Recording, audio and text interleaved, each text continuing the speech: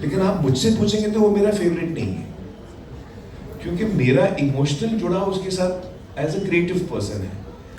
वो उस वक्त जब गाना आया था और जो 14 साल की उम्र से 21 साल की उम्र के जो ऑडियंस थी, उन पे वो बहुत गहरा असर हुआ। अब वो जो 14 साल का बच्चा है जिसने पहली दफा सुना था, उस पर इतना गहरा असर हुआ था, जब वो जाके 34 का होता है तो वो कहेगा पहला नशा मेरा फेवरेट गाना है। लेकिन मैं उस वक्त जब हम पहला नशा का बना रहे थे तो हमको लगता है ये आजकल का गाना अच्छा है, उसको हम इतनी वैल्यू नहीं देते। तो मैं कह रहा हूँ कि with time the real value also of a good song comes out even more and more.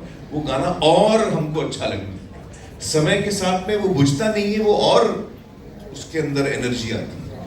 That's the quality for good song. So I feel you know right through there have been very talented people.